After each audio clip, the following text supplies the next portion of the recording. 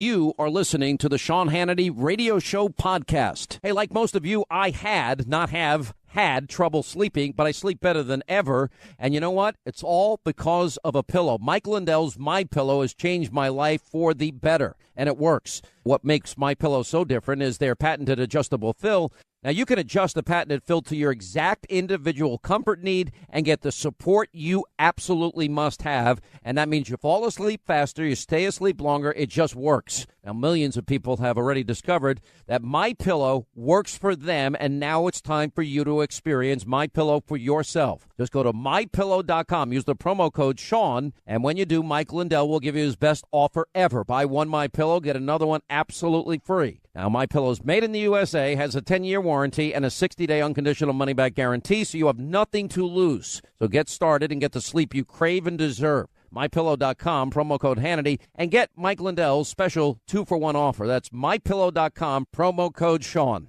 We got incredible economic news to share with you today. Unemployment claims have now hit the lowest level in, well, nearly half a century. When you break it down demographically, it's even more fantastic. The Dow has now added nearly $8 trillion in wealth to the U.S. economy. We have a big story with Apple, but the president now is taken to the podium in Pennsylvania, just outside of Pittsburgh, and he's holding a rally, and we'll dip into this. What a great place. What a great place. I met the workers and the people that really do make America great. They're incredible people. Thank you, and thank you for being here. You know, I'm very familiar with the setting, as you found out. This is something special, and I am thrilled to be back in Pennsylvania with the hardworking men and women of H&K Equipment. Good job you do. Good job. Good job you do. We're honored to be joined by the Secretary of the Treasury, Steve Mnuchin, Director. Oh, look at that, Steve. They must know you. There's about 5% of this group. The Director of National Economic Council, Gary Cohn, your tax guy. He's our tax man. Where's Gary? Gary did a good job in those taxes. Everybody being helped by those taxes, huh? Big tax cuts. As well as a number of outstanding members of Congress. Representative Lou Barletta.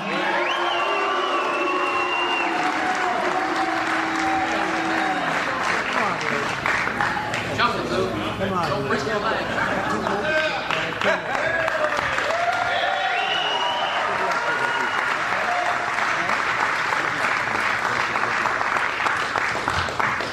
He's been a friend of mine for a long time. Here's another one, Mike Kelly. Mike, I won't have you go through and over those gates. Pat Meehan. Pat, thank you, Pat. Great job you do, Pat. These are like real friends of mine for a long time. Representative Keith Rothfuss. Does everybody know him? Keith Rothfuss. Thank you, Keith. Thanks for being here, Keith. A man that everybody in Washington knows and so respects, Bill Schuster. Bill. Thanks, Bill. Representative G.T. Thompson. And you know this, G.T., a person that people are hearing more and more about, a real friend and a spectacular man, Rick Saccone.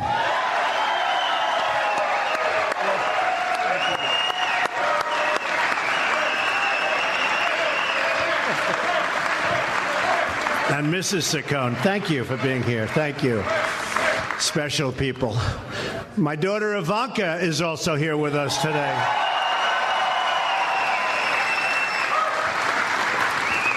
And she worked so hard on the child tax credit. Ivanka, come up here, will you? Come on up. And a very special thank you to George Cook for hosting us. Done a great job. Really a great job. Thank you. What an incredible company. Ivanka, are you going to say a couple of words about the child tax credit? Boy, did you work hard. Say, come on. Hi, everyone.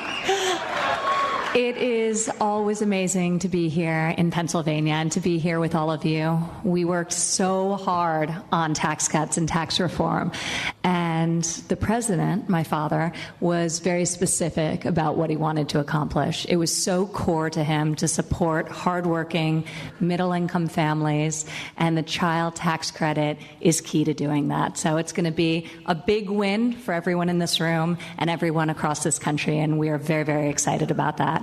Doubling the standard deduction, the child tax credit, all of these elements that make this a very family-friendly plan, but also enable great American businesses like this one to thrive and be competitive in a global landscape. So we're very proud of it, and America is just starting to realize just how great our tax cut plan is. So more of that to come, but thank you for having me here. Thanks. Thank you, baby. Thank you very much, Ivanka. She worked hard. She's a hard worker. All of our kids are hard workers, right? They work, and we love to see it. And they're doing a terrific job for our country. I've come to the great city of Pittsburgh to stand with people, and those people are incredible workers, and to show the world that America is back and that we are coming back bigger and better and stronger than ever before, and we're making our own product again, and we're opening up our factories again.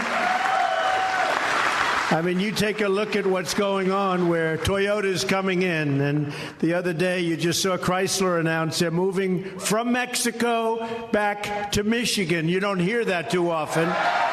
With a big, big monster factory, going to spend a lot of money. At the center of America's resurgence are the massive tax cuts that I just signed into law.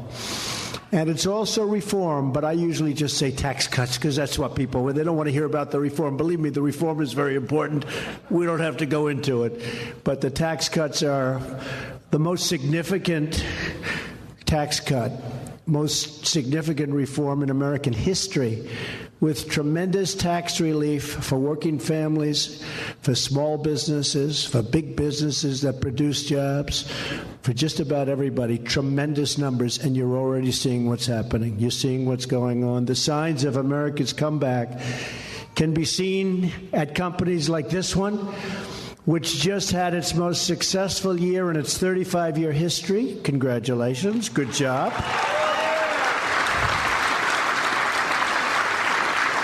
And I just learned from the powers that be that H&K Equipment will soon be making a $2.7 million capital investment thanks to the new tax cuts. So I appreciate that. And the workers appreciate that. It's good.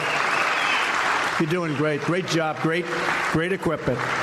That means more growth, and ultimately it means more jobs. So congratulations. We have created nearly 2.2 million jobs since the election. The unemployment rate is at now an 18-year low. I would say 17 years, and now it just lifted to 18 years. The number of Americans applying for unemployment benefits just hit a 45-year low.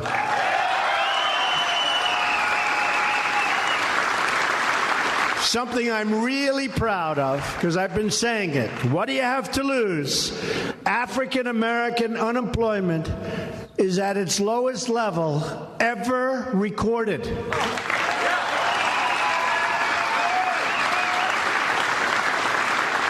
Female unemployment is at the lowest level in 17 years. Hispanic American unemployment has hit its all-time lows. Lowest ever. Pensions and retirement accounts are surging in value as the stock market smashes one record high after another. How many people have 401ks here? You're brilliant investors. I've had people come up, sir, my wife thinks I'm the most brilliant investor because I made 42% in the last 10 months. And that's pretty good. But people are happy. Anybody unhappy with the 401k? I don't think so, right? Wow. If we can keep it like this, we're going to win a lot of elections, that I can tell you. It's something. No, it's something. It's the economy, stupid. Did you ever hear that one? It's the economy. It is indeed. As soon as really a few weeks from now, millions of American workers will be seeing the signs of America's comeback in their paychecks in February. Very simply, your paychecks will be much bigger because under our tax cuts, you will be keeping more of your hard-earned money. We are doubling the child tax credit, increasing the refundable credit by 40%. 40, not 14, 40. And we are making the child credit available to more families than ever before, not even close. When we began our push for tax cuts, I promised that our bill would result in more jobs, higher wages, and tremendous relief for middle-class families. And that is exactly what we have delivered. There's only one thing. Even I never knew how big it would be. It's much bigger, and you see it, than anybody anticipated. We kept our promise. In Pennsylvania alone, families will see a tax cut of about $11 billion just this year alone. That's pretty good. That's pretty good. A typical family of four earning $75,000 will see an income tax cut of more than $2,000 a year. This is like a $2,000 raise, slashing their income tax bill in half. Many will save much more than that. Ken Wilson is a great example. Where's Ken?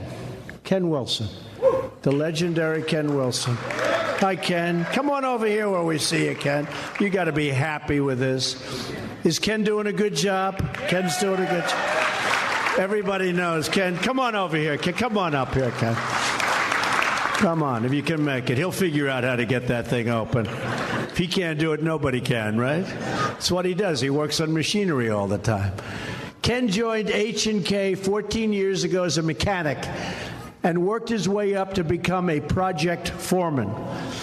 Because of our tax cuts, Ken will save almost $2,200 in income taxes. $2,000. So, Ken, you just got a $2,200 raise, huh? Come here.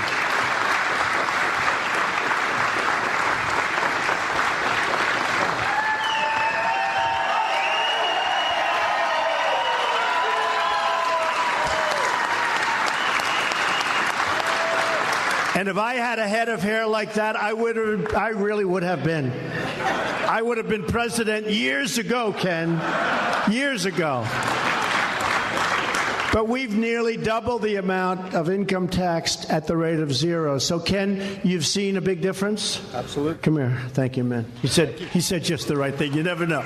Want to say something to your workers. Say something to your co-workers. It's not just me. It's everybody as a whole. This company is an incredible company. We work with a bunch of great people. Everybody pulled together this week and pulled this off. It was a sight to see. It's something to always remember here. So thank everybody. Obviously, thank you, Mr. Trump. Thank you. Thank you, Ken. He did good. He didn't know about that. He didn't know at all about that, right, Ken? Good job. All right, we're going to break right there. We're going to continue this. I mean, some amazing economic statistics. We'll get into all of that today. Just as another point of news we are following. So the House Intel Committee, I've been telling you that they got these documents last minute from the Department of Justice. They're now beginning the process of sharing with members of Congress. And we're getting dribs and drabs of information, and it is probably as explosive as I've been hearing. We'll get to that today. Pat Buchanan, Sarah Carter. The NYPD has raided Newsweek. We'll get an update on that coming up. We substantially reduce tax rates on American companies. Economists estimate that annual household income will rise by an average of $4,000. Think of that. More than 2 million American workers have already received a tax cut bonus from their employers, pay raises, more money for retirement, checks as high as $2,000 or more, all because of our tax cuts. And it hasn't even been a month since I signed the bill. It's turned out to be much bigger than we all thought. Even the people that did it, right, Gary, and right, all of the congressmen that voted for us and fought so hard, nobody had any idea. One thing we didn't project in a positive way, nobody thought that the companies were going to step up and pay all of these great bonuses to people. AT&T started it, but they came up and they paid all of these bonuses.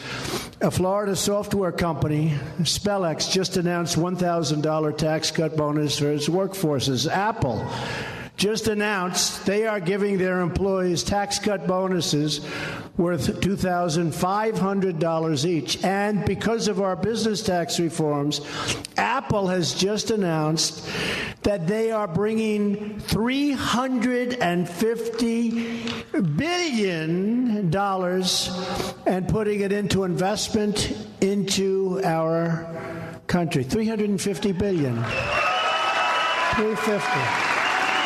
That's a lot. And when I heard the news yesterday, and Tim Cook is a great guy, the head of Apple, and when I heard the news, I heard $350 billion. I said, you mean $350 million? That's going to be a beautiful plant. All right, 25 till the top of the hour. We're going to go back to this speech that the president, and you haven't missed a second, is now giving. It's just outside Pittsburgh, as he is now really highlighting the economic success that he has had since he's been president. We got a lot to get to today. The, quote, looming shutdown that nobody knows about. More importantly, our top story today is that the DOJ dump that they finally made at the last minute, this is getting interesting. Now other congressmen and women have had access to it today.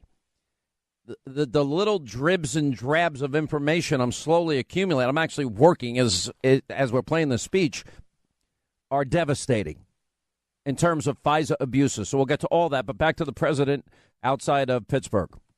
They said, no, it's $350 billion. And I just called Tim Cook and I thanked him.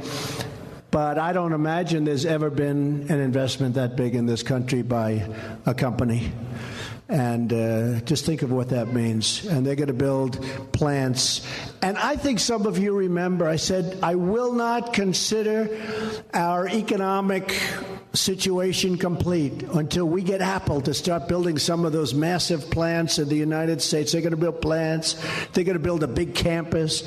They're really going to town. So we want to thank Apple. $350 billion. Right? Pretty good. Here in the great Commonwealth of Pennsylvania, thousands of workers have already received tax cut bonuses thanks to employers like Comcast, Next Tier Bank, American Airlines, PNC Financial, names I'm very familiar with. One of those hardworking Pennsylvanians is Kevin Hodis. Kevin is a Marine Corps veteran who received a Bronze Star and a Purple Heart for his courageous service during 3 tours in Iraq. And a great, proud person. Where's Kevin? Where is Kevin? Kevin?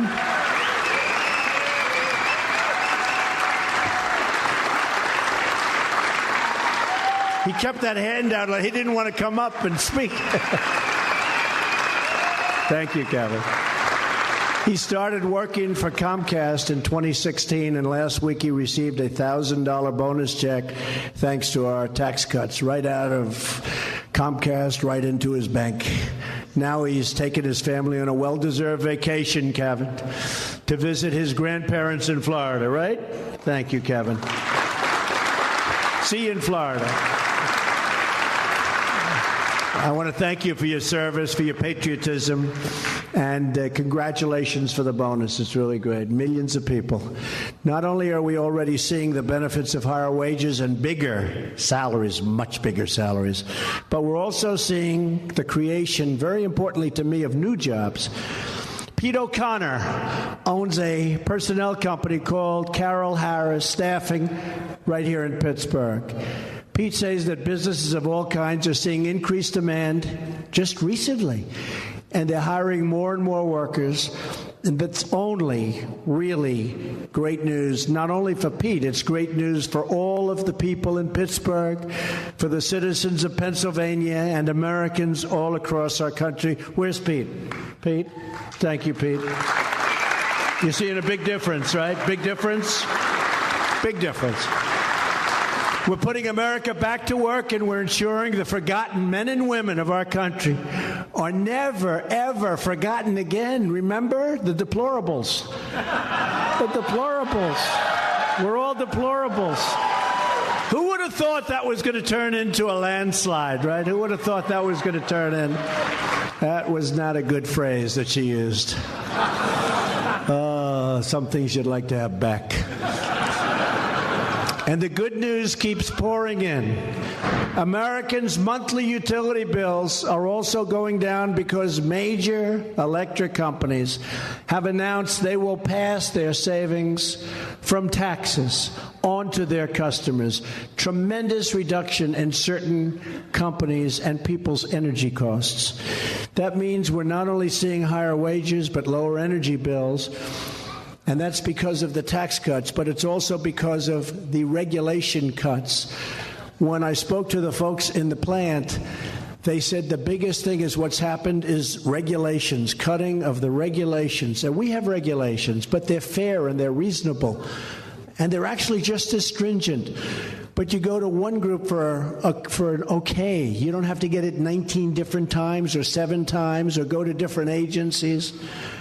It's within the realm of reasonable, and that's why people are opening up, they're expanding, and they're hiring more people. Our tax bill also took a historic step to restore health care freedom. No longer will the federal government punish you for fines if you can't afford an Obamacare mandated health plan, because we repealed Obamacare's cruel individual mandate, where you were supposed to go out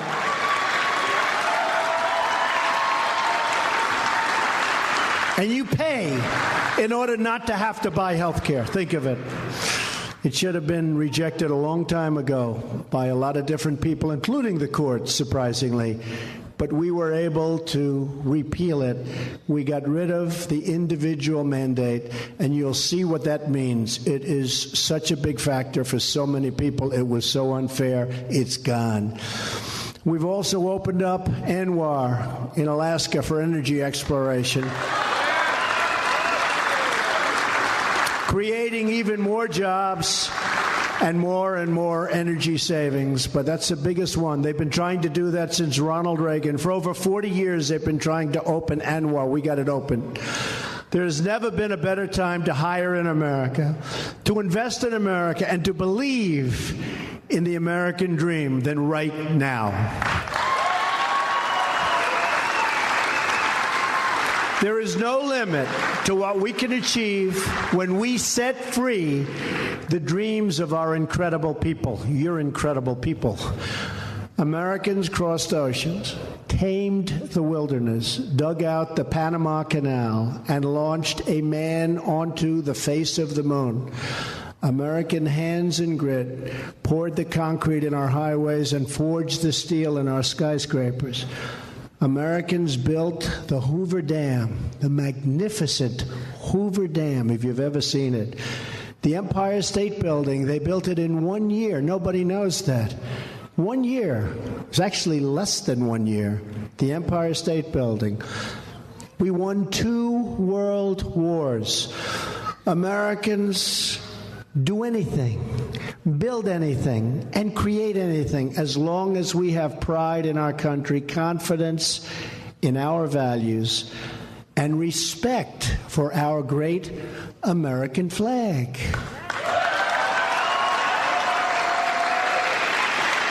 Right? Because America doesn't belong to the Washington power brokers. It belongs to you, and I think we've taught them that. Doesn't mean it's easy. It doesn't mean it's easy. It's nasty in Washington, but step by step by step, just keep going, right? Going. It is a nasty place. Woo.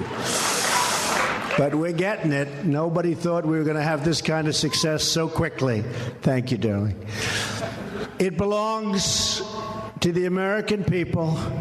With our destiny in your hands, America will once again be a nation that thinks big, dreams bigger, and always reaches for the stars.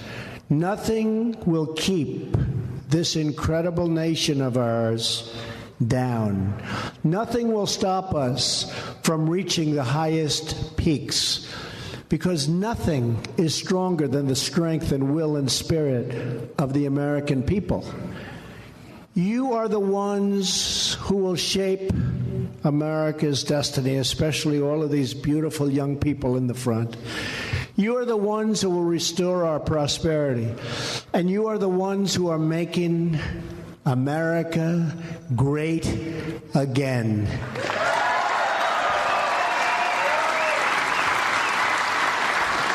So, as many of you know, that's what I talked about. Make America great again. America first. We put America first now. We're doing trade deals. We're doing a lot of things that I said we were going to be doing. It's not easy. These other countries have become very, very spoiled with taking advantage of us. But take advantage of us no longer. Because now we want their country. For them, it should be their country first. But for us, it's America first. That's the way it is.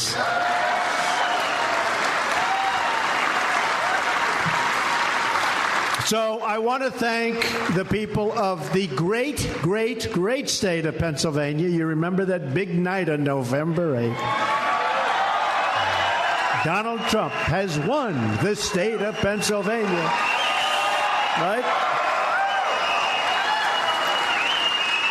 And I want to thank the people in this room. You are my friends. You are truly great, great people. And you are making America tick. You are really very special. Thank you all for being here. God bless you all. Thank you. Thank you very much. All right, that's the president. His remarks speaking at H&K Equipment. And he's talking about how the economy has dramatically changed for the better. And he gave out a lot of information and statistics today that I'm sure the mainstream media will never focus on. There's been 2.2 million jobs created since he's been elected. Chrysler moving from Mexico to Michigan. That's a dramatic change of pace. You have Chrysler. You have massive tax cuts. Of course, we've discussed at length. Relief for small businesses and families. And, you know, I think one of the best thing they did is get rid of a lot of these burdensome regulation. They got rid of about 20 to every one new one that they put in. You know, we can look at some other numbers. Unemployment claims have now hit the lowest level in nearly a century. That's out today. I mean, the total number of workers claiming unemployment insurance fell to its lowest level in 45 years. I doubt fake news. Well, hang on. Whole fake news network CNN's going to talk about it. Or the conspiracy network. Anyway, but in the first 2 weeks of 2018, the number of applications claiming unemployment insurance dropped by 41,000 workers. That's the lowest record number since February 24th, 1973.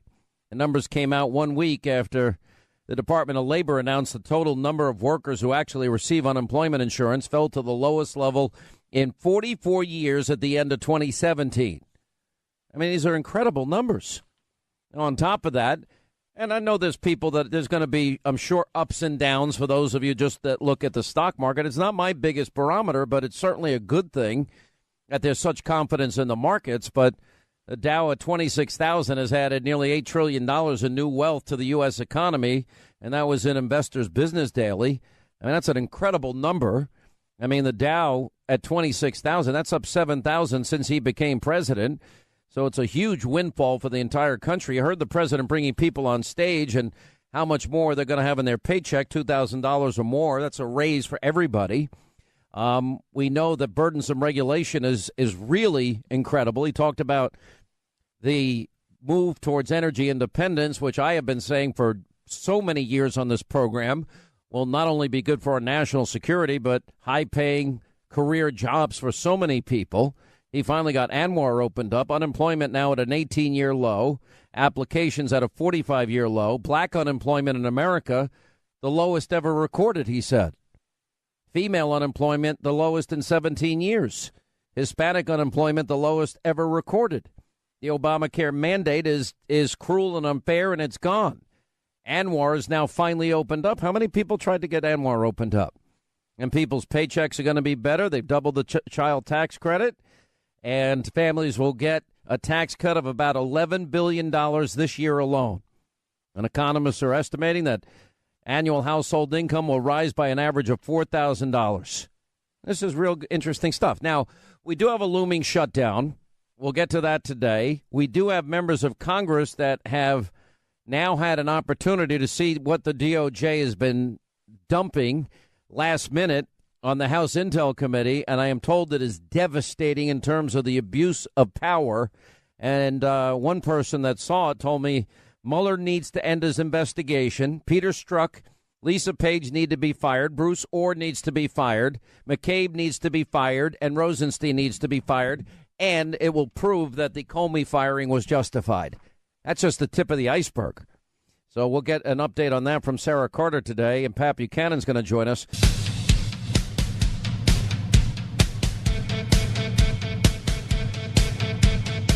All right, this looming government shutdown thing is a bunch of nonsense. Give me what I want, or I'm not going to fund the government. All right, a bunch of crybaby sore losers that can't get their job done. I don't care about government shutdowns. I don't care. And if the Democrats want to shut it down, because nobody gets hurt in the meantime. And everybody will get their money back. It always happens. All right, Pat Buchanan. We have the beginnings. Congressmen are now making their way over to look at the information that the DOJ at the last minute dumped on the House Intel Committee. And I am told it is blockbuster. Sarah Carter, Luke Rosiak on Debbie Wasserman Schultz, and so much more, including the fake news awards. The tax cuts and tax reform has not been working well for the Democrats. Now, yesterday you saw with Apple, $350 billion investment. Now they're also giving thousands of dollars to their employees. That's happening all over the country, and I'm really happy. People are really doing well. They're doing better than they have in years. And to be honest, the tax cuts, not only have they worked, they're working much bigger and much faster than we ever thought possible. We'll talk to you later.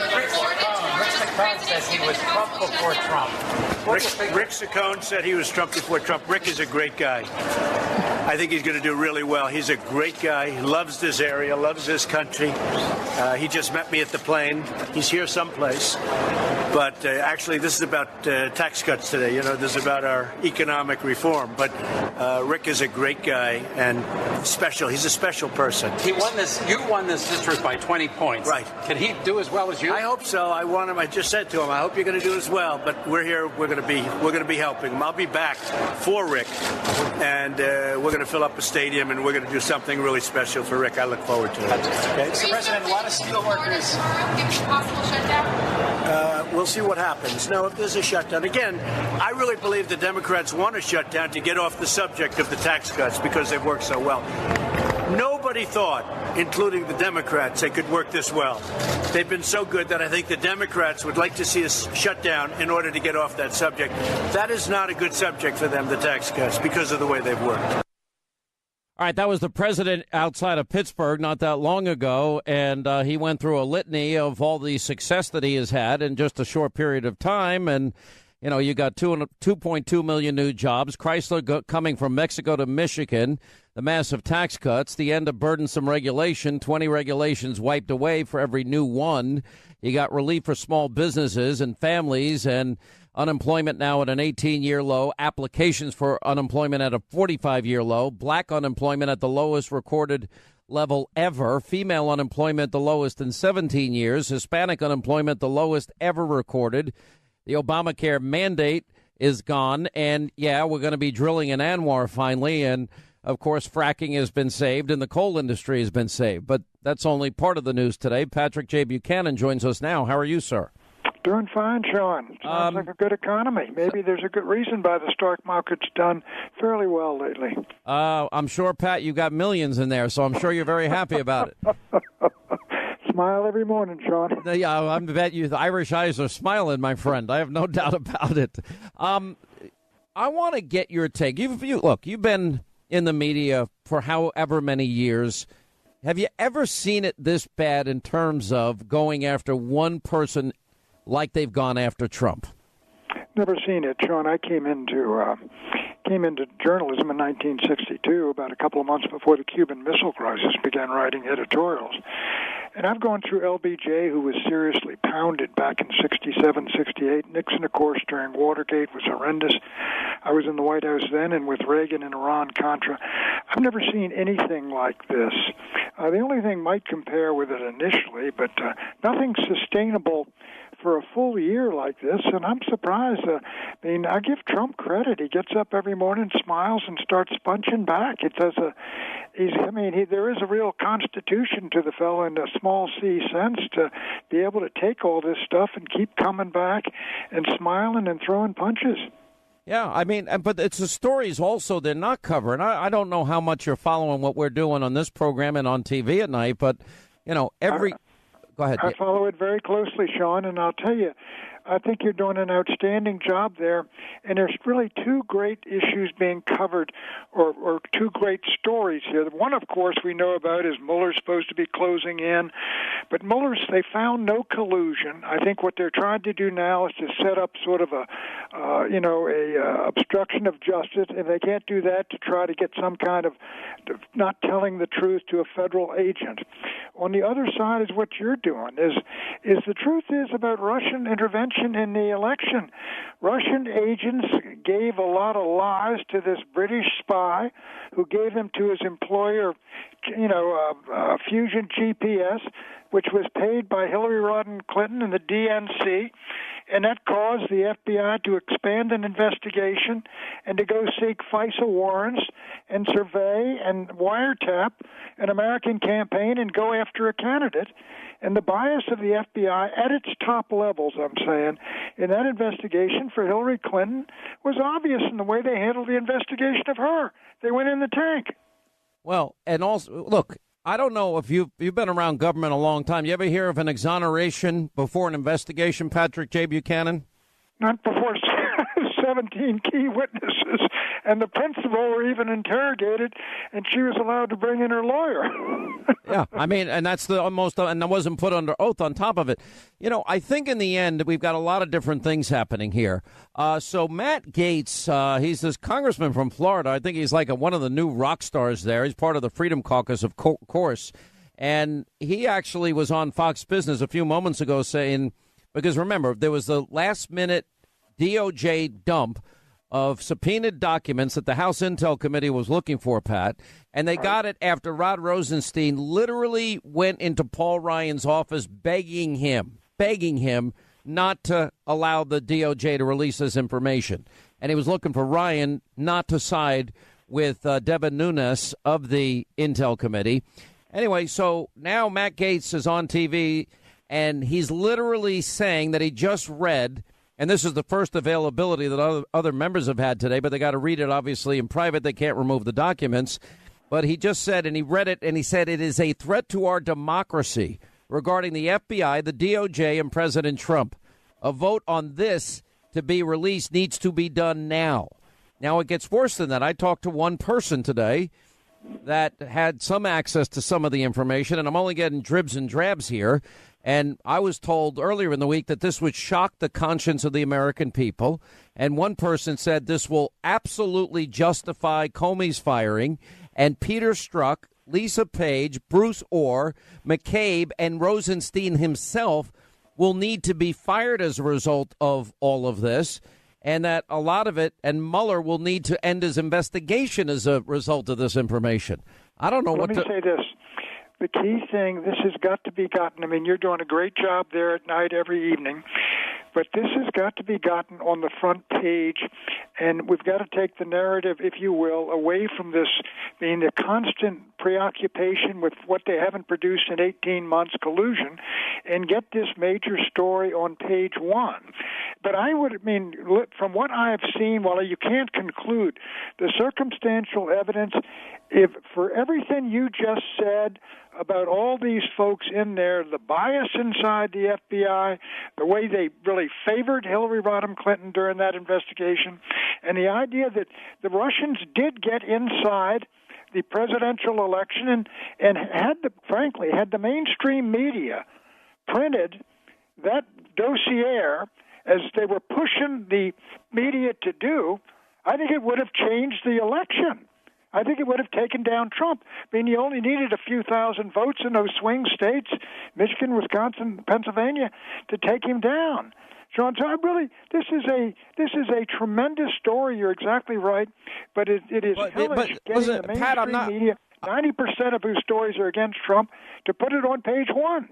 I honestly don't mind being out on a limb hanging by a twig here all by myself, which I've done, frankly, my whole career. I'm not looking for credit.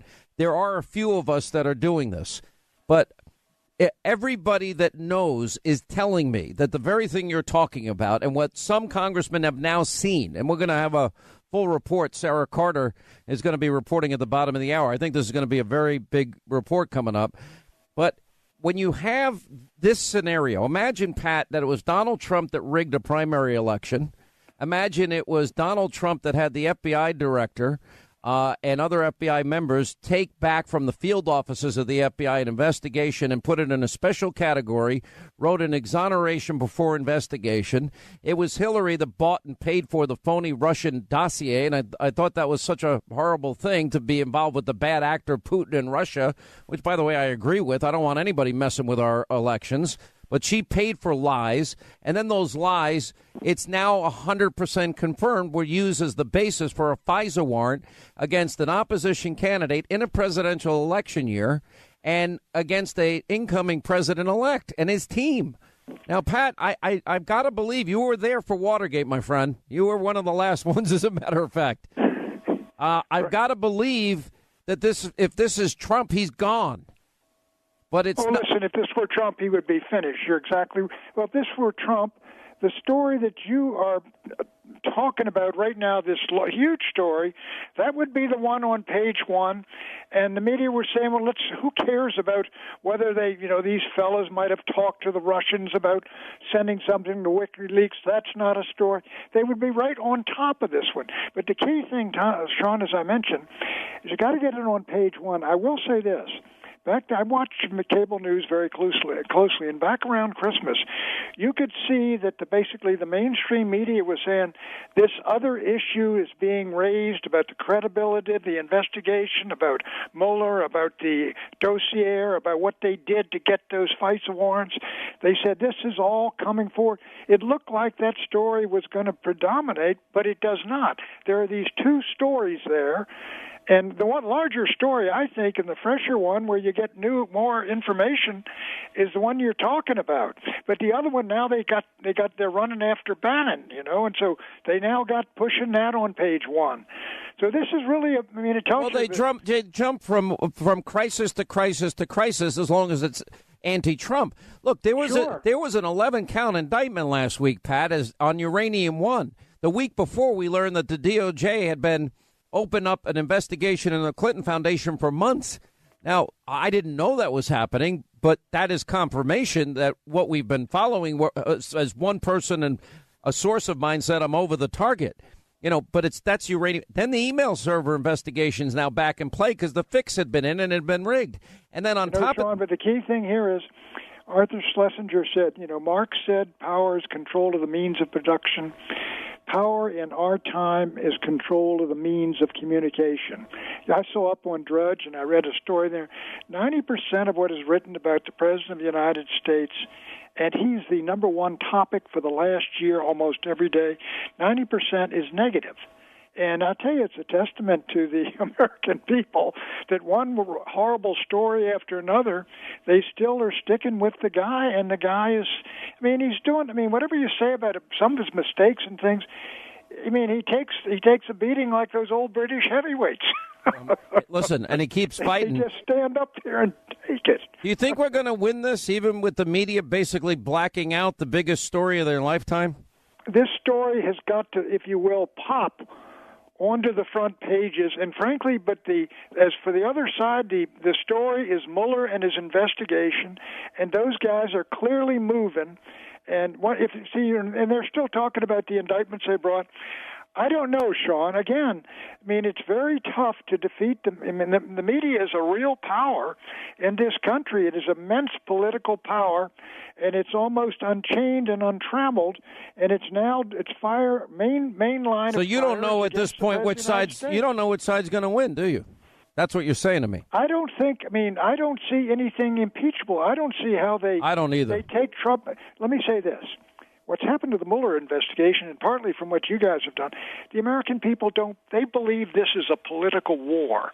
Mueller is on one side, he's being cheered by the media, and he's being applauded and everything from everybody on their side of the field, and Trump is being applauded by our side of the field. And if they come down with some kind of charges of Trump and try to go for an impeachment, I don't think it'll go, even if the Democrats control the House. I just don't believe they can do it. All right, Pat Buchanan. So it's going to have to take something else. But I will say this is as exciting as it was in Watergate during the late fall of '73, Sean. This is bigger than Watergate, Pat. I'm promising you.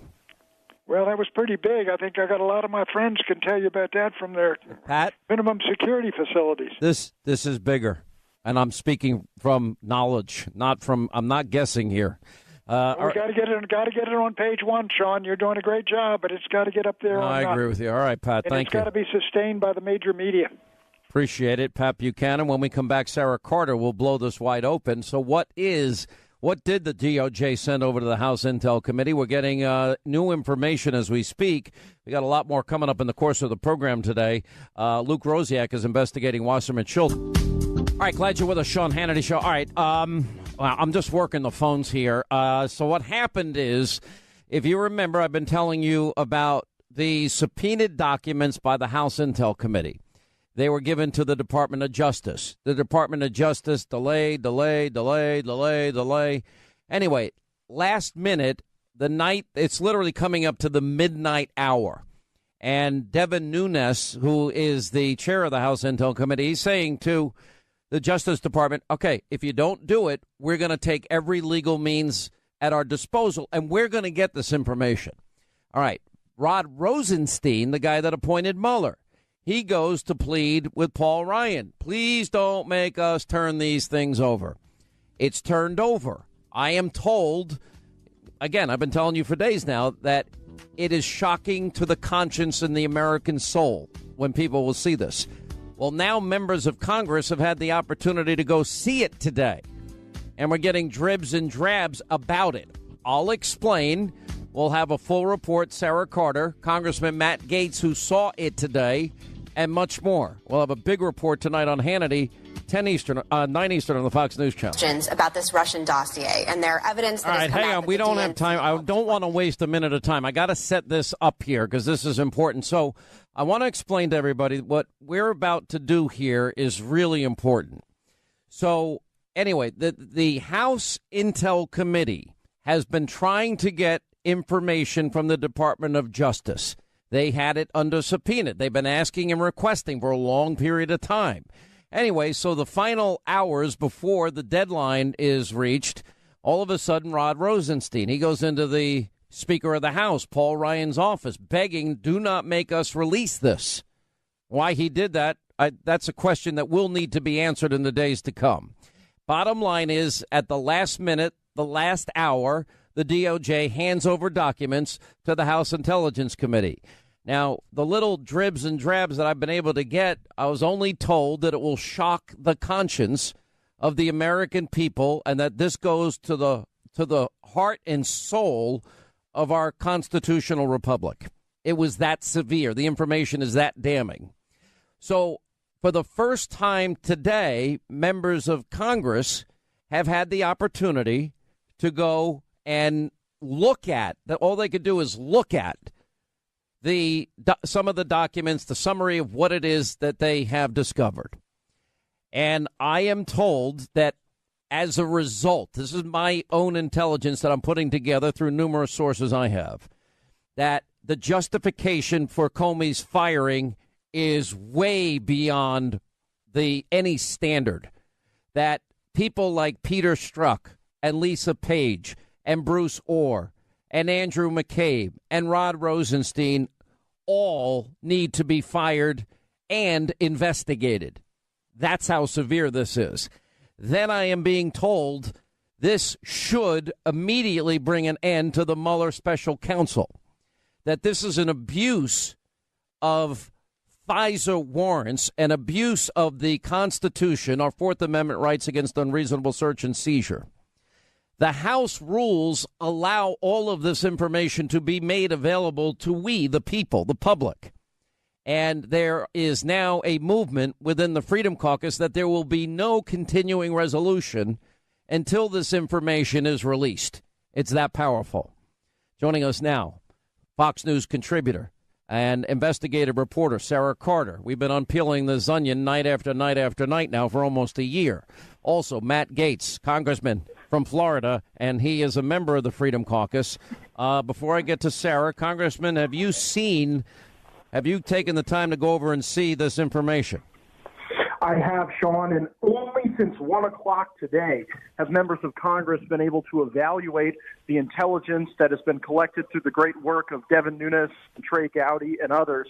I have seen the intelligence memo, and it is absolutely essential that we get this information into the public square immediately, Sean. And it's worth noting that we had a partisan vote on whether or not even members of Congress could see this intelligence. Every Democrat on the Intelligence Committee voted against allowing me and Ron DeSantis and Jim Jordan and others to view this information. The Republicans voted for it, but I don't think it's enough to just have members of Congress looking at these damning allegations. We have got to show this to the American people, because it's my belief that if we can get this document and the supporting evidence to the public, it will really show what's been going on. I cannot discuss the specifics of the information. I've got to be very careful not to do that.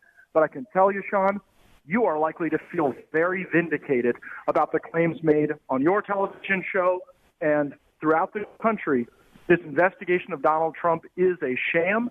It was a setup, and we have got to know more, and we've got to show the American people what's happened. That is a profound statement. And listen, I know people think, oh, you're a talk show host. We have been digging deep. And I will tell you, people like Sarah Carter and John Solomon and people like Greg Jarrett and Victoria Tunsing and Tom Fitton, there's only a few of us, to be honest. I mean, less than a dozen of us that have been digging deep into all of this. Sarah Carter, I don't know if you've had an opportunity to speak to any of the people that got a chance to go over and see this today. Is my description, does that match the things you're hearing? It matches what you're saying. It matches what Congressman Gaetz is saying. I have also had the opportunity to talk to several sources about this. It is possibly, if this information gets to the public the way the Congress wants it to get to the public, that means probably within the next few weeks, hopefully by the end of the month, is what I'm told. Why do we have to wait to the end of the month? Fired. Oh, wait. People will what? Finish your sentence. I'm sorry. People in the FBI and the Department of Justice will be fired, and who knows how far this could go. This apparently, what is in this documentation is so troubling.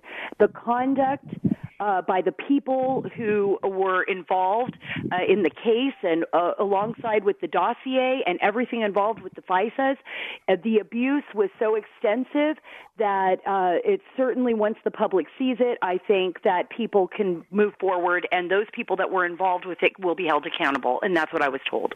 Can you go a little bit further in what you're hearing? This is what I've heard, that the players are known, the tactics are exposed, that we have a coordinated effort, we'll call them deep state, high rank. Not, by the way, not rank and file. I want to always be clear. Not rank and file intelligence committee. Intelligence officers. Not rank and file FBI officers, but the higher echelons of the deep state, if you will. That they literally, it proves a coordinated and documented effort to try and undo, to try and stop a president or candidate Trump from ever getting elected, and then to undo a presidential election. Is it that severe? According to the sources I've spoken with, it is that severe. And will the American people see that?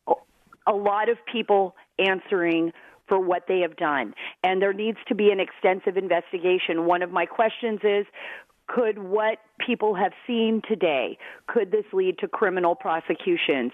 And it's very possible. Well, and Sean, this is Matt. I can tell you, having looked at the information, it became very clear to me why Senator Graham and Senator Grassley wanted to refer matters for criminal prosecution. It also led me to believe that the initial referral of the Fusion GPS people for criminal prosecution may not be the final referral if there is other criminal conduct that is found. I think that after this information is released, we'll also have a lot of questions about what role the media and media reports and the mainstream media have played in the misinformation about our president and really in service of the people who've wanted to disrupt this presidency both before and after our national election. So those will be things that we'll have more questions about after we get this information into the public square. One area where I may disagree with Sarah slightly, and she has done phenomenal work on this and many other subjects, I don't think we can wait 2 weeks or a month. I want this information out immediately. If you have people currently in positions of power within our government who are working to undermine our democracy and the current president of the United States, that is not a... Congressman Gates, wait, slow down. Alone. The evidence is there in this information that would show... I feel like I couldn't pass the test, the cognitive test the president passed. But you're saying that they literally have been trying to remove illegally the president of the United States of America. Well, I will leave that judgment to the American people when this information is released. But I think that we've got to get it out there, Sean. I mean, look, Republicans have been trying to get this information to the public. Democrats have been fighting against that. They didn't even want me to be able to see the information. They didn't want other members of Congress to see it. But I've been around this place for about a year now, and I don't think a bunch of secrets within the Congress serve the country well. We need to get this information out. And, I mean, if this is so serious, I would schedule an emergency meeting of the Congress tonight, tomorrow, this weekend, whatever I had to do procedurally to get a vote on this issue. Let's let the public know. I think that will vindicate Chairman Devin Nunes. I think it will vindicate a number of other claims other people have made. And I think that it will show us where we've got to have a surgery to remove the cancer that currently exists within the deep state so that we can trust our government institutions again. Absolutely. Absolutely. This information needs to be in the public eye. And I agree with you, Congressman Gates. I would like to see it within the hour. I wish it would come out within the hour. I've been told that it may take some time. But if not, if this can be moved quicker, I think it's valuable information for the American people. Actually, it's an international concern because this has affected both foreign policy and domestic policy, and it's really hampered the ability of the administration to move forward. All right, let me ask this question because sure. Will this go to the heart too of the special counsel? In other words, that this whole thing has been a witch hunt from the beginning. Everything I've said publicly about this being a witch hunt, I continue to believe with even more fervor after reviewing this document. Again, I want to be careful about disclosing top secret information, but really this information... Well, if I get shot and Sarah and I get shot before 9 o'clock tonight, we'll know why, because there's only been a few of us that have been getting this information out. The other thing, Sean, I just want to make this point. We should not evaluate this exercise solely as a way to find out what happened in the past. I am concerned that there may be ongoing efforts, ongoing undermining of our president and our democracy if we don't take swift action. So the American people shouldn't just think, well, we're looking in the rearview mirror here at things that have happened previously. There could be real threats to our democracy going forward if we do not disclose this information and then start having some roll over at Justice and the FBI. Compare this to Watergate. How much worse? I was sitting next to Mark Meadows. Yeah, I was sitting next to Mark Meadows as we were reviewing the intelligence information together, and he turned to me and said, I never thought we'd see something worse than Watergate. And that was his first reaction upon reading the introductory paragraph of the intelligence memo. Oh, my God. Sarah?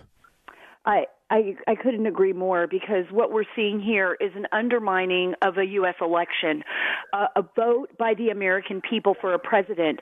And apparently, according to people who've had access to this information, what they've seen is people within the government undermining the rights of the American people and the foundation that our country is built upon. This is something that really needs to be exposed. It needs to be investigated, Sean. And Congressman Gates brought up a very good point. While we're here talking about this, the people who are involved in this debacle of the FISA abuse are still sitting in government. So something needs to be done. Are the names that I mentioned at the beginning of this segment, and that is Comey, Strzok, Page, or McCabe, Rosenstein, is that on point, Sarah, from what you've heard? Yes, it's on point. I have been told that many of the people that have been out already outed publicly in a lot of stories, stories that I've written, stories that we've exposed on your show, Sean, are players within this. Would that be people too? Would that go to people like Susan Rice and Loretta Lynch and Eric Holder and Samantha Power? I guess that we'd have to wait and see how extensive this was when those documents are revealed to the public. I believe they will be declassified for the public. Congressman, can you weigh in on that in any way? I can't get into the specific names mentioned. I can say generally that names are named. If this memo is released, and it should be, and the supporting intelligence information, we won't have to wonder who within the deep state was coordinating as a cabal to undermine our president. We'll know who it was. We'll know what they did. But this is hard. This is hard for people to wrap their minds around. You're saying that people coordinated with the distinct purpose of destroying President Trump and using the powerful weaponry of intelligence and other means to destroy him. That has been my contention for many months. Nothing I have seen today dissuades me from that contention. And if anything, you think you're more right than you ever thought? Unquestionably. These are not just claims anymore. You have the intelligence and you have the evidence to back up what many people have been saying for quite some time, and that's why it is so important to get this information out so that the American people can judge for themselves. I've known this, but to hear the confirmation and know the evidence now exists, well, I'm glad for my country and I'm sad for my country. I'm sad that this could ever happen. I'm glad we're finally getting it exposed. We'll take a quick break. Matt Gaetz, Congressman, Florida. Sarah Carter, investigative reporter, Fox News investigative reporter. We're always running low on time. We got other issues we're going to get to in the next hour. We'll have a lot more on this tonight on Hannity. Final word, Sarah Carter will join us. Matt Gaetz will join us tonight. Jim Jordan tonight. Will we get the whole truth, Congressman Gaetz? Oh, hang on. We just got rid of him. Oh, I thought we... You have 20 seconds left, my friend. You say that on the air or off the air? I said that on the air. Oh, you did, of course. Yeah, Lisa went home for the day, but I'm here. By the way, how many people called you when I called you Lisa? Because you I mean, Lisa? You cut school again Everyone yesterday. calls me when you make a mistake. Oh, good grief. We'll continue.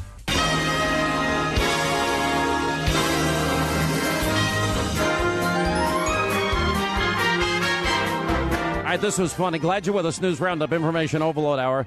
So the president releases the highly anticipated fake news awards last night, and he sends it to GOP.com, and in seconds, and they had prepared for a lot of extra traffic and built up their servers. Within seconds, the whole site crashed and went down because they couldn't handle the amount of traffic.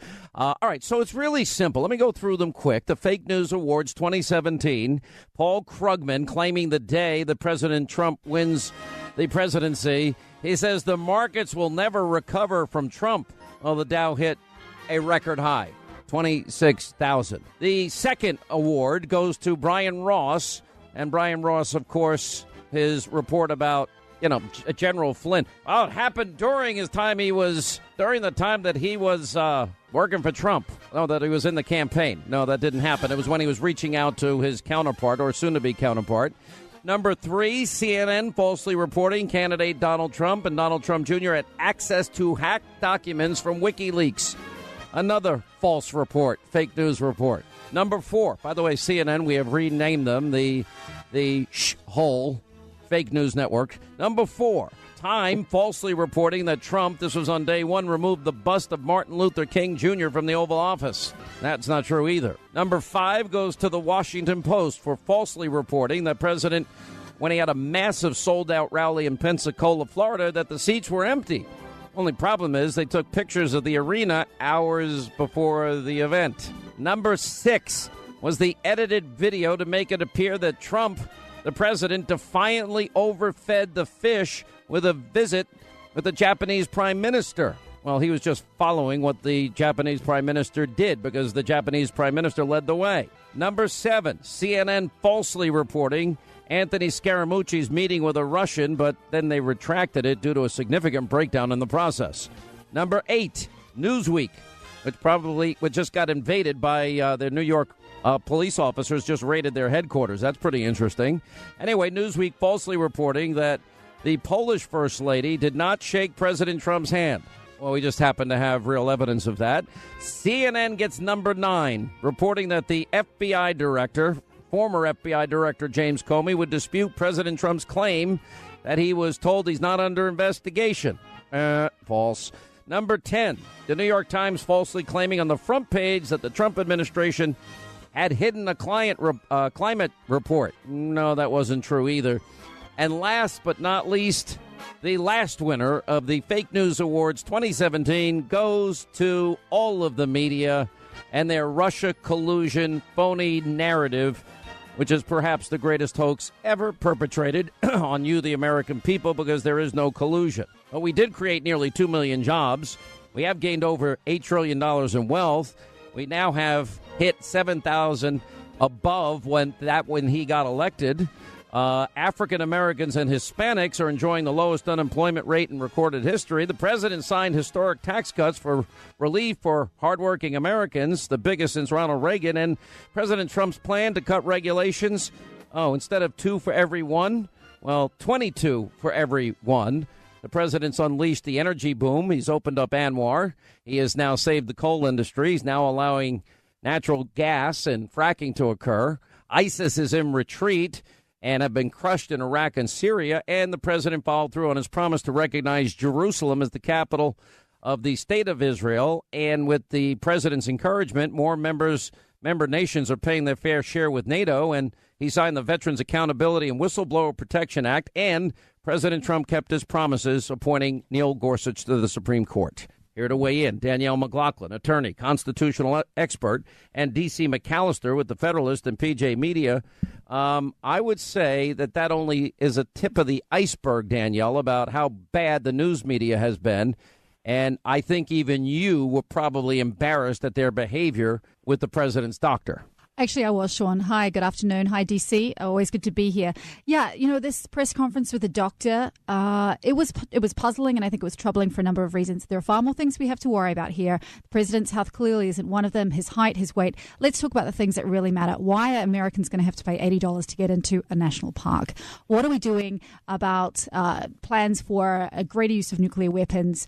What are we doing about North Korea? What are we doing about jobs? We've got good news. I think good news should be reported. But the job of the press is to hold the president to account, not to cross-examine his doctor. All right. The idea, and then you got people like Dr. Liberal Joe Scarborough and Dr. Mika Brzezinski. They go on the air today, and they're trashing this admiral who has been the doctor of Obama, George W. Bush, and now President Trump, as if he's lying. I've never seen such behavior from people.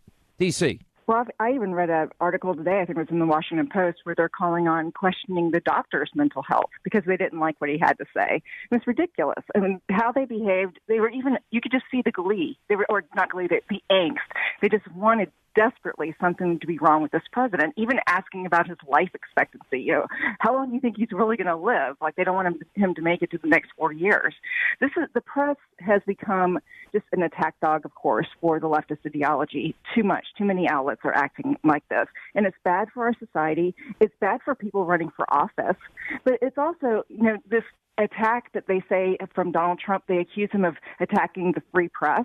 This word should really offend everyone because he's not attacking the free press. He's attacking a lying press, as he should, and many presidents have done this throughout history. Well, I mean, that's the point. I mean, you know, I don't understand that the media has ignored so many big stories. Don't you think it's a big story if James Comey, you're a lawyer, right?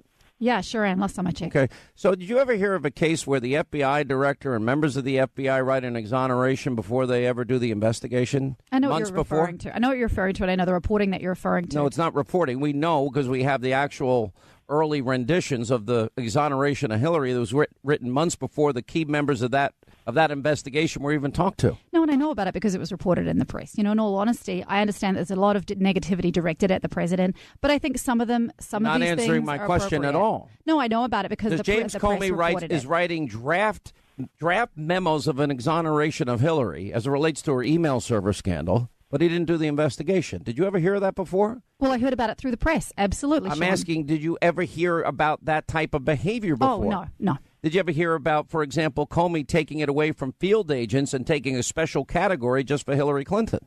No, I have not heard of that. Doesn't that sound like the FBI director at the time, James Comey, was putting the fix in and rigging an investigation so that Hillary can continue her run for the presidency? Well, in the end, James Comey totally blew up. You didn't answer my presidential. So I look at the facts, right? So he issued two letters to Congress just before the election in October. Well, maybe was he afraid if he didn't do that on October 27th that it would be discovered one day that he had exonerated her without investigating? Maybe he was doing a CYA? I think there were a lot of people who thought that Hillary Clinton was going to win. And I think that it was a CYA because he didn't want to get to the other side of the election, have held something from the American people. If he had followed the rule of law as it relates to the handling of classified top secret special access program information and the destruction of such and deleting and bleach bit and breaking up of BlackBerries, if he had done his job, she would have been indicted, right?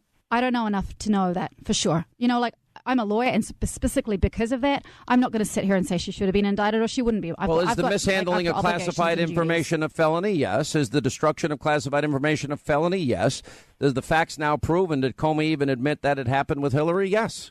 She sat before any number of congressional inquiries talking about not only Benghazi, but I didn't ask if she said there are felonies if you mishandle classified information. If you do, yes. If I was under a subpoena by a congressional committee to hand over emails and I delete them and I acid wash my hard drive with bleach bit, and then I broke up any devices I might have that had that information, does that sound like obstruction of justice to you? Well, there's a couple of things. Spoliation is not necessarily obstruction of justice, although it can be evidence of it, number subpoenaed. One. Why would you delete something that's subpoenaed?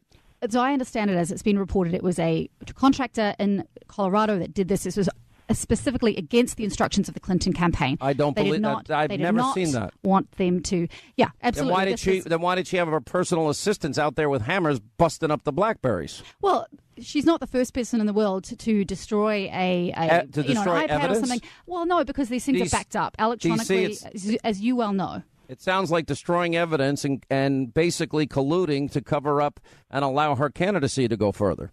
Well, if the press had been doing its job and actually investigating these things as they're supposed to be doing, we would have had more information. There would have been more exposure of these kind of things that were going on behind the scenes. But we didn't have that. We don't have a press that's really doing the job it should be doing. Instead, they're going after fake news stories like the Russian collusion instead of looking into real things that are happening, holding real people in real situations accountable and telling the American people so that we're better informed. I mean, Daniel talked about facts. Well, we can't have the facts if the press isn't doing its job. And we need those facts. Instead, they're just looking at ways to persecute this president. And that press conference with the doctor was just embarrassing, and more evidence of how they're just trying to build their own agenda and spew their own propaganda instead of actually doing investigative journalism the way that But don't you believe, and then when they ignore Uranium One, now we had an 11-count indictment last week, and now a congressional committee, they now realize that they have to get back into the email server scandal, so now that's now back in play. Then this whole dossier issue, and I'm hearing from my sources, I'm only getting dribs and drabs of information, but I hear what the Department of Justice handed over is explosive on so many different levels as it relates to everything that happened there. Well, with all the misinformation that we're getting from the press, it's just creating a chaotic environment where people just throw up their hands and like they don't believe anybody. And this is a detrimental effect on our society and on our democracy. And we really need to be aware of this and hold the press to account and each other. Each outlet is holding each other to account, because I think that's the best way to hold a check onto the press, is the press itself doing it to each other, in which I think some outlets are doing a really good job of. But we need to hold them to account to get these facts so that we can actually have a civil society to live in. I agree, but I don't think that fake news awards is a way of holding the press to account. The first, number one, is an opinion piece by Paul Krugman predicting that the stock market would crash. He was wrong. The reason it's number one is because obviously, and rightfully, President Trump is very, very proud of what he has done and what he has pushed in terms of growth and in terms of what corporations are bringing back from overseas. There are lots of good things, lots of good economic news coming out of this presidency, and he's right to put this at number one. But it was an opinion piece. It is not false. It is not meaningfully and intentionally false. It's opinion. Not only was it false, I mean, it was beyond false. We'll take a break. We'll come back. Danielle McLaughlin, D.C. McAllister, as we continue. All right, as we continue, the president gave out his fake news awards last night. Danielle McLaughlin, constitutional attorney, is with us. D.C. McAllister, the Federalist, and PJ Media is with us. I just think that after a year of Russia collusion without any evidence, you would think, and every time the president goes in front of a crowd and he's at a rally and he starts pointing to the people in the back of the room, they basically start saying CNN sucks. And I would think that if that was happening to my network, I might have to take a long, hard look at the network and say, okay, what are we doing wrong here? Your reaction, D.C. They don't care, because their goal is not truth. It's this propaganda that they have to defend an ideology that goes against the Republicans. And we've just seen this time and time again, ever since the 90s, really, with Bill Clinton. And they're just not doing their job as journalists in holding power to account. And we see it, and the American people resent it. And then they turn around when Trump does something like the fake news awards, which I think is hilarious. I think it's great. And I think that it's fine for the president to poke the press and to make fun of them or to criticize them. We've had that ever since, listen to Teddy Roosevelt in his muckraker speech. Back in 1906, he was going after the press, calling them a bunch of scoundrels and liars, and how that's bad for society. So this is not really anything new of a president doing this. And I think it can be effective because it does hold the press to account, because it exposes them. And you can tell because they're all angry about it. This is your press. I mean, I just think that if you are an American citizen, you're not being served by people that just advance one agenda. And they don't do it with any upfront honesty. They actually claim that they're news. I think that's... I'm sorry. Yeah, go ahead, Danielle. Look, I agree. Since George Washington didn't run for a third term, he didn't run for a third term because he was so upset about the press, and he called them lying scoundrels, I think it was. So, DC, I take your point that since time immemorial, since before and after the First Amendment was even signed into the Bill of Rights, presidents have stood up for the idea of a free press, but have really not liked the media in many ways, because the media have stood up to them, and sometimes the media have got it wrong, but they've held presidents to account, and that is their job. They are the proxies of the people, and whether you're a liberal or a conservative, I think you have to stand for that. We're not in Turkey. We're not in Iran. All right, this but is so America. the president also has First Amendment rights, and the media has been so wrong so often. We've had a year worth of Trump-Russia collusion. Can you give me any evidence after a year of that? No, and that's because Bob Mueller's doing his job, and it's under wraps. Excuse me. I don't believe Bob. What has Bob Mueller done that has anything to do with Trump-Russia collusion? It had nothing to do with what happened to General Flynn, and nothing to do with what happened with Paul Manafort. So tell me, where is the evidence after all this time and all these stories and all this coverage? What do we have? Well, Nothing. What we have, we know that Mueller's looking into obstruction. We know that Mueller's looking into whether President Trump fired Comey because Comey was trying to stop the investigation and certainly lay off Wait a minute. Michael Flynn. That's not okay. The DOJ sent over information today to the House Intel Committee, and I am told that this should result in the firing of Peter Strzok, of this guy Bruce Orr, of McCabe, of Rosenstein himself, and will prove to justify that what the president did with Comey was 1,000% right.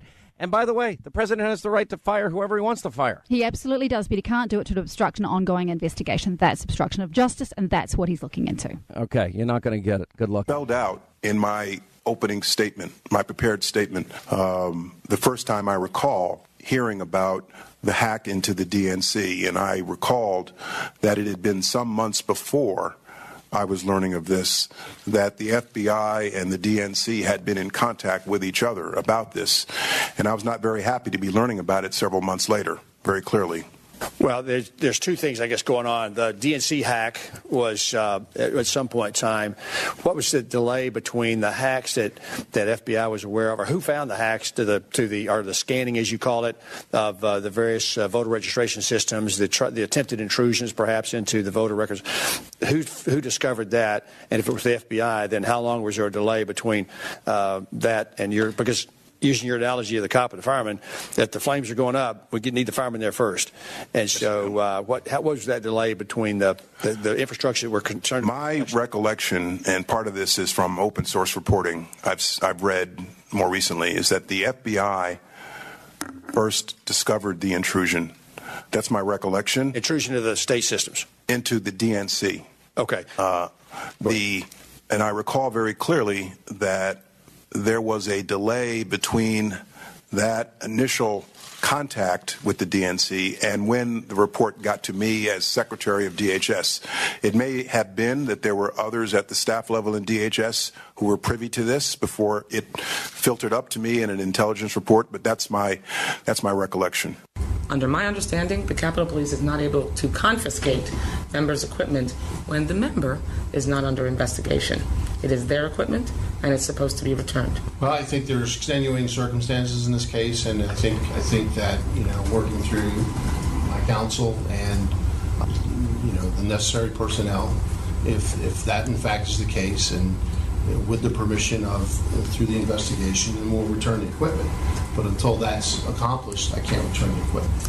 I think you're violating the rules when you conduct your business that way, and should expect that there would be consequences. Let me just be very clear.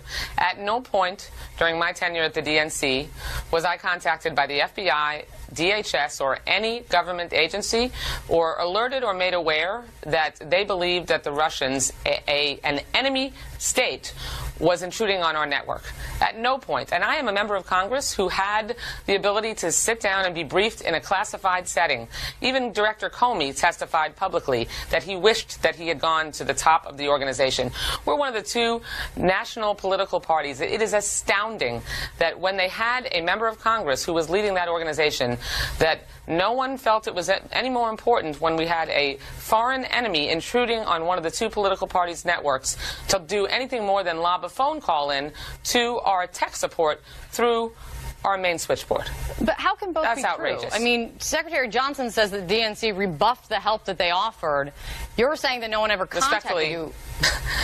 Respectfully, Secretary Johnson is utterly misinformed. That is simply not accurate, and much that has been written about the timeline of events by the New York Times, the Washington Post, that document through multiple sources, including me, that the FBI and other federal agencies did virtually nothing to make sure that when they were aware, at the point that they were aware that there was, or concerned that there was an intrusion on our network by the Russians, that they did virtually nothing to sound the alarm bells to make us aware of that. And they left, essentially, the Russians on our network for almost a year. I kept him on the payroll during the time that he was not arrested and not charged with anything, and that was because, as I said, that I was concerned about the violation of his due process rights, and also that there were racial and ethnic profiling concerns as well. Now, another breaking story we have. Now, we're just playing,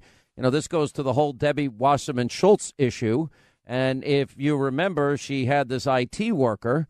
And as a result, we now are getting information from the Daily Caller that there's a House report that has concluded that Pakistanis actually made unauthorized access to congressional servers. This is another story completely ignored by the mainstream media. That means hostile actors. Well, that would mean classified information again, just like in the Hillary email case, and top secret and special access program information. And remember, all the other Democrats got rid of this guy, Imran Awan, who was the guy that was responsible, for hiring people that worked at McDonald's and hiring people that worked at car dealerships that had no knowledgeable background in IT at all, and they were double billing. Anyway, Luke Rosiak, who's been all over the story, joins us with today's developments. How are you, sir? I'm good, Sean. Thanks for having me. So, before you tell us about the new stuff, you got to set the table, because this is separate and apart from Uranium One. This is separate and apart from the dossier, the email server scandal. So I want you to, because it begins to get confusing to people, even me, and I live this day and night. So I want you to just go back, set the foundation for everybody. Sure. So I've been saying for the last year, and we've talked about this a couple times, that shortly before the 2016 election, the House of Representatives was the victim of a major cyber breach by a family of Pakistanis who had been hired by Democrats as IT aides. And, there was no shortage of information that these guys are really bad guys, even tied to Hezbollah, moving millions of dollars around. Their own mother said that they were being kept in they were keeping her in captivity. These are just really frightening guys, and they had access to all the emails and all the data of 44 Democrats. They could read everything. A lot of the people they worked for were on committees like Foreign Affairs and Intelligence, and these guys were fired right after the election. But the Democrats started being super, super sensitive and sketchy about what was going on. And I've been saying for a long time that it was a cyber breach. So I've now obtained a report written by the House's nonpartisan watchdog, the Office of Inspector General. Now, they did a 4-month investigation, and they came out with a report that had the headline, Unauthorized Access. It talked about a server being used for nefarious purposes in the House of Representatives. They talked about reading and removing information. It said that this guy, Imran Awan, and his family had logged in thousands of times to House servers they had no connection to, including 15 members of Congress that they didn't work for at all. And they had even logged in using members' personal usernames. So they were impersonating members of Congress. They were moving files off the network. They were taking steps to conceal their activity, according to the House Inspector General. And even after they were fired, they continued to log in. So if there were any doubt, is this some misunderstanding? Is there a reasonable explanation for this? When you fire a guy for doing something wrong and he keeps logging into your server anyway, there's really no other way to construe that. So this is an incredible IG report. It's an official government report from the House of Representatives. And so for anyone who claims to care about hacking, this all happened at the same time the DNC was hacked. This is all part of the same atmosphere of the audio that you played, where the Democrats now, they're always talking about Russia and how terrible it is to be hacked. But if you look at the time, the FBI was telling the DNC that they were hacked, and the DNC didn't care. It's even worse in the House of Representatives. They lied about it. They got this report from the Inspector General, whose job it is to investigate this kind of thing. And after they fired these guys, they got the 44 members whose data was jeopardized by these guys, and they lied to them about why they were being fired. They said it was about a theft investigation. The word theft did not even appear in the final report from the IG. It was a cybersecurity investigation. Wait, the word what didn't appear? The word theft. They're acting like it's a criminal, it's about money disappearing, it's about bank fraud. When you look at what the Inspector General who did this case did, it was entirely a cybersecurity, a cyber breach case. It doesn't talk about theft. In fact, the only time it talks about theft is that they had this server, which is the House Democratic Caucus server. Now, that's a sister group of the DNC, and it exists physically in the House. Now, they were taking data, it seems like, from 15 other members of Congress, and it seems like they were putting it on to the House Democratic Caucus server. And so the cops began watching it as part of this cybersecurity probe, and while they're watching it, and this is really the prime evidence, the entire server, presumably with all that data on it, disappeared.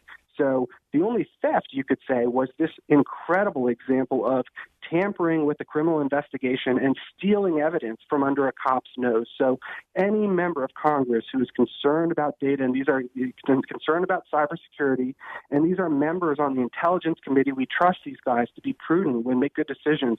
At the point where there's unauthorized access, and then an entire server with your data on it is stolen, to act like this is a theft case is almost Orwellian. I mean, this is a major cyber breach. But the most troubling thing about it is not even that it happened, as if that's not bad enough. It's that members have completely misrepresented it. So why would Democrats lie about the House Democratic Caucus being hacked right before the election? It really blows your mind. Well, I mean, that's the whole thing, you know. I mean, I guess at the end of the day here, how many different ways are we going to have America's security hacked into by foreign entities that don't like us and allow this to continue? Because it's the same. Like, for example, you know, one of the things that frustrated me, the DNC hack, and I think I'm the only person that ever interviewed Julian Assange 5 times, but he was very clear it wasn't Russia or a state of any kind. Now, that goes into the whole issue of the Mueller investigation. That goes into the issue, and frankly, it's connected here in some ways. So now the question is, okay, well, if you didn't get the information from Russia, why do we have a special counsel? And number two, if he's the one person that uploaded the information, wouldn't he be the one person that knows where it came from? Right, and I think it gets to the idea that our Democrats... And by the way, I don't care if people like him or not. That's irrelevant in this case. Right, and when Democrats are saying, you know, we're so mad because we got hacked and we say it's by Russia, are you really mad, or is this an excuse that you needed to justify losing the election? Because there are all kinds of signs that they don't actually care about being hacked. And to me, the worst thing about it is that the DNC is just merely a political group. I mean, when you've got classified information coming out from the Hillary Clinton State Department and Huma Abedin's putting it out there and they didn't care, and then you've got the House of Representatives, the U.S. government being hacked, and they don't care. I mean, you're telling me that you value political information more than that's the point. From the U.S. government. That's politics. That's party over country. Well, then why would they hide that? Why would they be so against us knowing about it?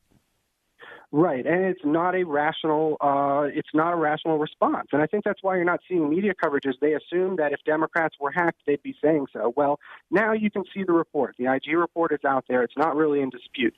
You know, anyone who's in good faith and wants to look into this, they will see that there was this major breach, and then you can see the bizarre response. Now, people on the Hill have been saying that this family of IT aides, they suspect them of basically engaging in a kickback scheme with a handful of members, where they were, you know, putting no-show employees on the payroll and splitting the money, and some of them even think they were blackmailing members with their own data. I think that becomes very, very credible. I really do, based on their response to this, because there is no reason they should be okay with this kind of cybersecurity breach and to go to such lengths to avoid addressing it. The other thing is the prized Russia narrative. I think if you look at the facts of this, this was the House Democratic Caucus, which is a DNC sister organization, being hacked in the same month as the DNC. And they caught the guy who did it, and he wasn't Russian, he was Pakistani. And I think they're worried that either they're going to find out that he really did hack the DNC, or at least that it's going to muddle the narrative. And they care about the narrative. They don't care about actually being hacked. It's all about narrative. Now, when we first found out that this was questionable, Imran Awan and his family, that they had been double billing and that they had people not qualified to work in IT, the other people besides Debbie Wasserman Schultz, they were willing to let those people go. Debbie Wasserman Schultz, though, there was a police report indicating, you know, number one, well, we saw a video of her fighting to get back a laptop that the police had, the Metro Police. And then, of course, we have this aide, Imran Awan, planting the computer in this phone booth for investigators to find. So what's the latest there? So this guy, the day after I reported that the FBI had seized smashed hard drives from this guy, he got on literally the next flight to Pakistan. He tried to, and the FBI arrested him at the airport. And the prime evidence in that case is now Debbie Wasserman Schultz's laptop. So she hired a lawyer to prevent the cops from looking at it, and eventually his lawyer said, attorney-client privilege, we're going to keep you from looking at it. So right now it's basically up to Imran Awan whether, you know, everyone gets to see Debbie Wasserman Schultz's laptop. So there's another point of leverage for him there, and it gets back to this idea of potential blackmail. I've got to run. Do you think that Debbie Wasserman Schultz may be going to jail? I think it could be Nancy Pelosi not necessarily going to jail, but this is the leadership of the entire Democratic Party. The way that they handled this whole thing, it really it sacrificed national security at the expense of politics, which is a terrible thing. And I don't see how Democrats let themselves get hacked by Pakistanis with this kind of track record without some seriously frightening stuff going on. All right. Thank you, Luke Rosiak, 800-941-SEAN. All right, Hannity tonight, 9 Eastern. Do not miss tonight's show. Information you won't get anywhere. All right, so the DOJ gives us this information. The information now shows that everything we have been telling you is true. Now we got to get it out to the public. We have Jim Jordan, we have Matt Gaetz, we have Sarah Carter, we have Greg. You're going to want to see this show. All right, set your DVR. Hope you'll join us 9 Eastern tonight on the Fox News Channel. We'll have the very latest on all of this. That's it for today. See you back here tomorrow. See you tonight at 9.